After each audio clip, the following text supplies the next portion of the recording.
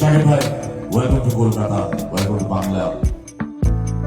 সোমবারের টালিগঞ্জের সন্ধ্যা ছিল এবার অন্যরকম, কারণ একসঙ্গে 18টি ছবি মুক্তির তারিখ ঘোষণা করে অনন্য নজির করেছে ওপার বাংলার প্রযোজনা সংস্থা এসকে মুভিজ, যার মধ্য দিয়ে এক ঐতিহাসিক মুহূর্তের সাক্ষী থাকলো দুই বাংলার সিনেমার ইন্ডাস্ট্রি। এ সময় টলিউডের অনেক নামি দামি তারকাদের সঙ্গে অংশ নিলেন ঢাকায় মেগাস্টার শাকিব খান। কলকাতায় যেহেতু বাংলা সিনেমা নিয়ে এত বড় ঘোষণা, কাজেই আয়োজনে অবশ্যই কমতি রাখেনি এসকে মুভিজ। খানিক বিরতির পর যেন নতুন পথ চলা শুরু করলো এই প্রযোজনা সংস্থা। 18 অন স্ক্রিন শিরোনামে 2026 সাল পর্যন্ত 18টি ছবি মুক্তির তারিখ ঘোষণা করেছে এসকে মুভিজ।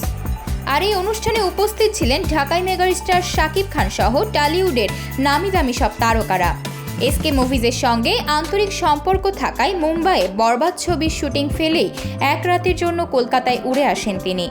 সাথে আরও উপস্থিত ছিলেন ঋতুপর্ণা সেনগুপ্ত, শ্রাবন্তী চ্যাটার্জি, আবির চ্যাটার্জি, অঙ্কুশ ঐন্দ্রিলা, পরমব্রত, রুদ্রনীলের মতো তারকারা। সেই তারকার হাটেই এবার মধ্যমণি হলেন মেগাস্টার শাকিব খান। সম্প্রতি এই আয়োজনের বেশ কিছু ভিডিও সামাজিক যোগাযোগ মাধ্যমে ভাইরাল হয়েছে। কলকাতা প্রসঙ্গে শাকিব বলেন, যতবারই এখানে আসি কখনো দুই বাংলাকে আলাদা মনে হয় না। এ নিয়ে সামাজিক যোগাযোগ মাধ্যমে ফেসবুকে পোস্টও দিয়েছেন শাকিব খান। সোমবার সন্ধ্যার সেই মুহূর্তগুলো তুলে ধরে শাকিব লিখেছেন, 18 সিনেমার মধ্যমণি দরদ। অনন্য মামুনের পরিচালনায় দরদ নির্মাণ হয়েছে যৌথ প্রযোজনায়। ভারতের সোনাল চৌহান ছাড়াও অভিনয় করেছেন ওপার বাংলার অভিনেত্রী পায়েল সরকার। এছাড়াও আছেন বিশ্বজিৎ চক্রবর্তী, রাজেশ শর্মা, অলোক জৈন ও বলিউডের রাহুল দেব।